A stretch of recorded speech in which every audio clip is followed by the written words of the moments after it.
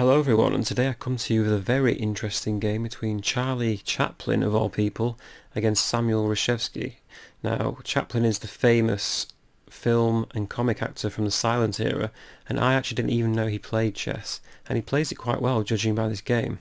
This game was played in 1923, and Reshevsky was a child prodigy of chess, and he was aged 12 in this game. There's a few pictures of him actually playing with Chaplin, but in these pictures he seems to be the opposite colour. So in this game Charlie Chaplin was white and age 12 Reshevsky was black.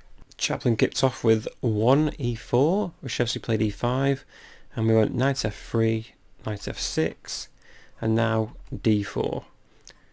E takes d4, and now white plays e5, attacking the knight on f6, knight to e4, and now queen to e2. Of course, white can take on d4, but here black just plays d5. After en passant, knight takes d6, everything is pretty much equal. So, Chaplin played queen to e2, attacking the knights on e4. Reshevsky played knight to c5, and now white is free to take on d4 with his knight. Black plays knight to c6, attacking the knight on d4, and white defends with bishop e3. Knight takes d4, bishop takes d4, and now knight to e6, attacking the bishop on d4, and the bishop retreats to c3. Here black plays bishop to e7, just developing and going for the castle on the king side, and now white plays knight to d2, also developing. Black castles, white plays knight to e4, gaining some part of the centre. And here black plays d5. Now here Chaplin actually castles queenside, which is quite risky, but it also makes this game more interesting as both players will probably attack on the opposite sides. Black will attack on the queen side, white on the king side. White could play e takes d6 en passant, which is probably a move I would have played, because after like bishop c6, bishop takes d6, white could castle queenside. But if he takes with a c-pawn, again we can castle, and that's quite an isolated d-pawn. Black could play d5, maybe knight g3 here, and maybe trade bishops. It's quite even still, but I don't know, as black I wouldn't like a weak d-pawn, especially if it's attacked by the rook. But anyway, in the actual game, Chaplin castled queenside, and now the d-pawn cannot take on e4 because the rook is threatening the queen. So here black plays bishop d7, and now he is threatening to take on e4 with the pawn. So Chaplin moved the knight to g3, and of course black starts their queenside attack with c5, threatening d4, b5, maybe even a5. White decides to play bishop d2 here. Instead maybe king b1 was slightly better, because after something like d4 we can play bishop d2. Obviously black gets the attack in, and now we can start attacking on the king side, and the bishop could always retreat to c1. But anyway, Chaplin played bishop to d2, still a reasonable move. And of course black begins the attack, b5. Here white plays knight f5, attacking the bishop on e7 maybe. And now d4 from black, just solidifying the centre, and the d5 square is now free for the queen or the bishop to plop into. As you can see here, we can put bishop here, maybe queen comes to here to a later date.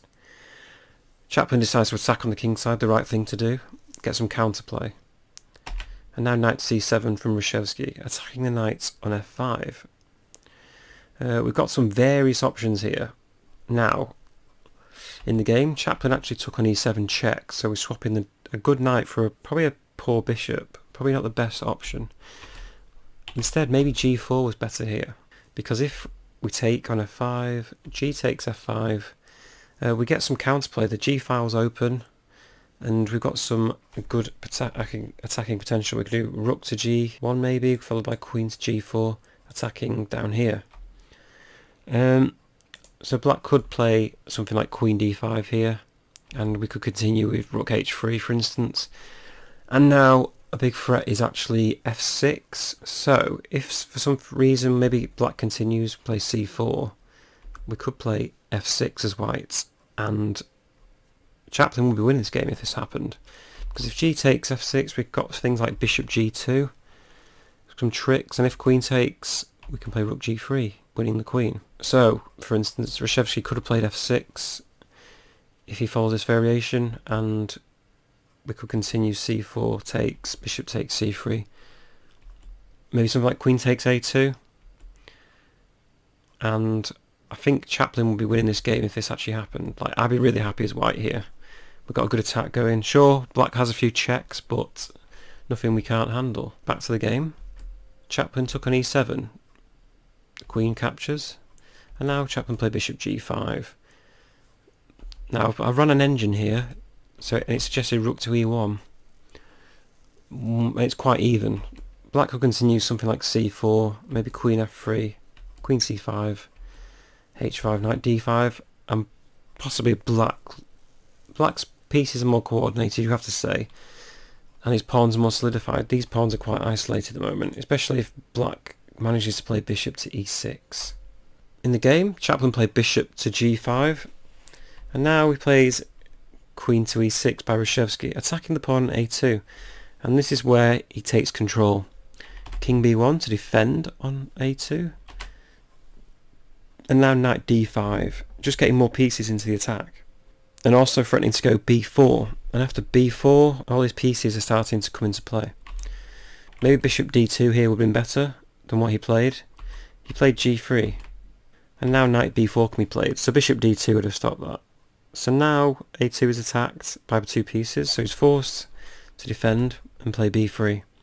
And now Reshevsky continues the attack, queen to a6, attacking the pawn again. And now forced is a4.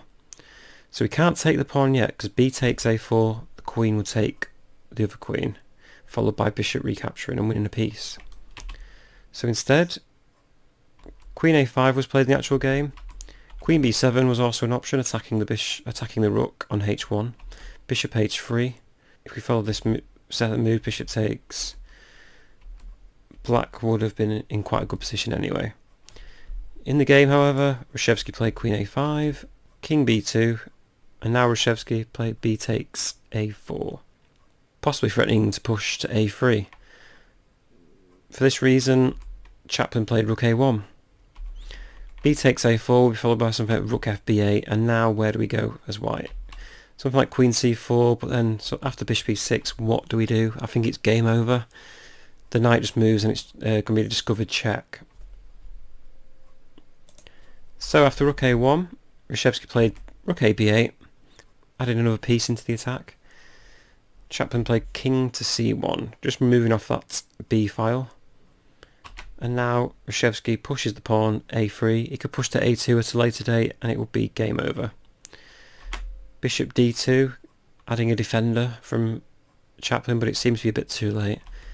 Bishop to e6, bishop takes b4, and c takes b4. This is pretty much game over. The 2 pawns here on a3 and b4 are just so solidified. We're going to get a rook or a queen into the c file. It's going to be absolutely devastating. Here, Chaplin played queen to a6, trying to swap queens off. Reshevsky having none of it. He plays queen c5, probably threatening bishop takes b3 here. And for that reason he plays bishop c4 by Chaplin.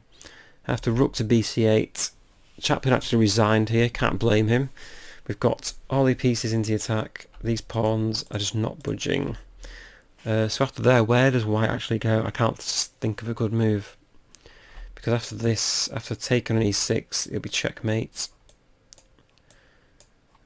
And even after maybe moving the bishop to avoid the capture, to avoid exchange, we can take on b3. Anyway, that was quite an interesting game. I hope you enjoyed the video. It's quite amazing to see that Chaplin was actually quite a good player. I hope to make more videos for you guys soon. See you later.